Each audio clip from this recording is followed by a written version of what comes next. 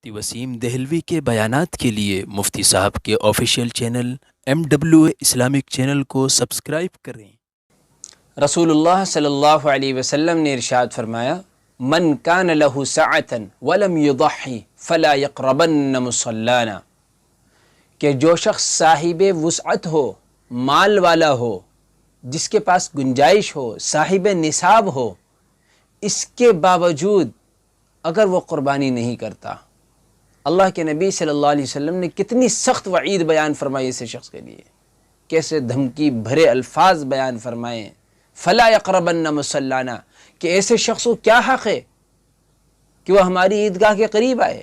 وہ سب مسلمانوں کے ساتھ مل کر عید منائے، ایسے شخص کو کیا حق ہے اس بات کا کہ جو صاحب وسعت ہونے کے باوجود بھی قربانی نہ کرے۔ قربانی کا دن، عید الاضحیٰ کا دن، یہ وہ دن ہے کہ جس دن ملت اسلامیہ شریعت کے ایک اہم فریضے کو ادا کر رہی ہے، حضرت ابراہیم علیہ السلام کی یادگار کو منا رہی ہے، حضرت ابراہیم علیہ السلام کی سنت پر عمل کر رہی ہے۔ وہیں ایک طرف وہ شخص بھی نظر آتا ہے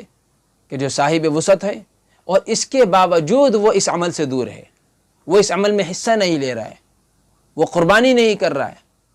بس اوقات دیکھنے میں آتا ہے کہ بعض وہ لوگ جو ہر سال قربانی کرتے آئے ہیں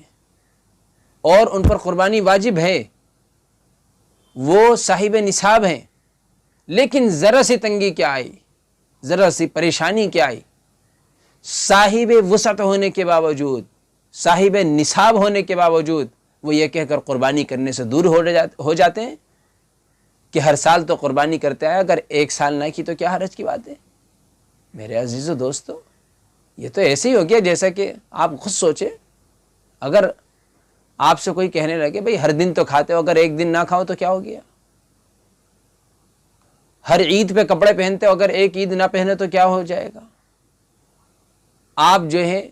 پورے ہفتے جو ہے پورے سال کھاتے رہتے ہو، اگر ایک ہفتہ نہ کھاؤ تو کیا حرج کی بات ہے؟ کیا ہم اس بات کو برداشت کریں گے؟ کیا ایک ہفتہ اپنے آپ کو بھوکا رکھنا پسند کریں گے؟ بالکل نہیں کریں گے۔ لیکن ہم جہاں شریعت کی بات آتی ہے، جہاں کسی عمل کو انجام دینے کی بات آتی ہے، تو اس وقت ہمارا عمل یہ ہوتا ہے کہ ہم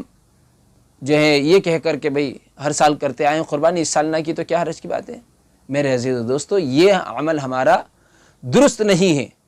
دین اسلام ایک کامل و مکمل دین ہے، یہ ایک ایسا دین ہے جس میں انسانی فطرت کا مکمل خیال رکھا گیا ہے، جس میں انسان کی قیامت تک کی تمام ضروریات کا خیال رکھا گیا ہے۔ یہ ایک ایسا مبارک دین ہے۔ لیکن جب ہم دین کے اندر دی گئی رعایتوں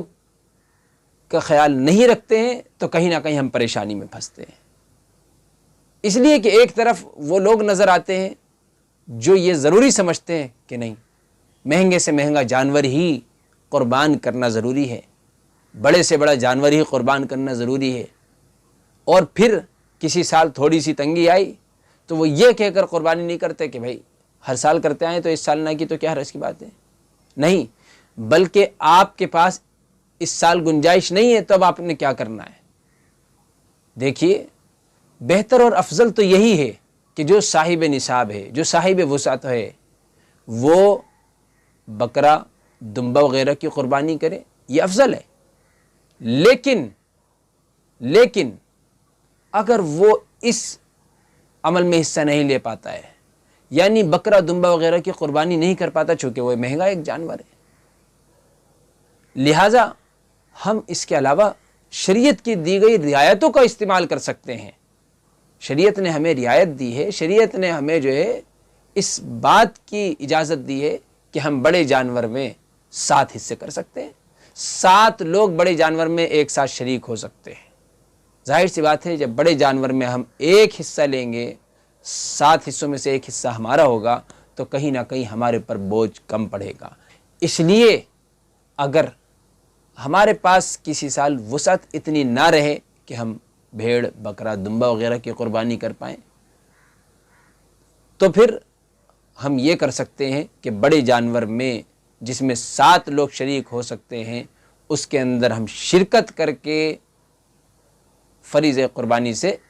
سبکدوش ہو جائیں، اور جب ہم قربانی کر رہے ہوں تو اس وقت خالص اللہ کی رضا مقصود ہو۔ جہاں دیکھیے شریعت نے ہمیں یہ سہولت دی ہے کہ ہم بڑے جانور میں 7 لوگ شریک ہو سکتے ہیں، بڑے جانور میں 7 حصے کیے جا سکتے ہیں، تو اب ہم اس کے تعلق سے 2 خاص مسئلے بھی اپنے ذہن میں رکھیں۔ نمبر 1، جب بڑے جانور میں ہم شرکت کر رہے ہوں تو یاد رکھیے 7 کے 7 آدمی 7 حصے لینے والے حلال آمدنی والے ہوں۔ اگر ایک بھی اس میں غلط آمدنی والا شامل ہو گیا، بیاض خور اور اسی طرح سے سٹے باز اور غلط کمائی کرنے والا اگر اس کے اندر شریک ہو گیا کہ تو 7 کے 7 حصے بیکار ہو جائیں گے، جو حلال آمدنی والے ہیں ان کے حصے بھی برباد ہو جائیں گے۔ اس لیے اس بات کا خاص خیال رکھیں، جانچ پڑتال کریں، جانچ کر لیں، تحقیق کر لیں کہ جو اس جانور میں شریک ہیں سب ٹھیک ٹھاک لوگ ہیں کہ نہیں ہیں۔ اگر نہیں، شک و شبے والا معاملہ ہے تو اپنے آپ کو اس سے کنارہ کر لیں۔ نمبر 2، اس بات کا بھی خیال رکھنا ضروری ہے جو قربانی کے حصے دے رہے ہیں اور جو قربانی کے حصے لے رہے ہیں، دونوں اس بات کا خیال رکھیں کہ جب قربانی کا حصہ تقسیم کیا جائے تو تول کر برابر تقسیم کیا جائے، اس کے اندر کمی بیشی نہ ہو، جیسا کہ آج کل اندازے سے کر لیا جاتا ہے۔ ہاں، گردے کلیجی ہیں جو خون کی قسم میں سے، آپ اس کو ویسے اندازے سے تقسیم کر سکتے ہیں، لیکن جہاں تک گوشت کا معاملہ ہے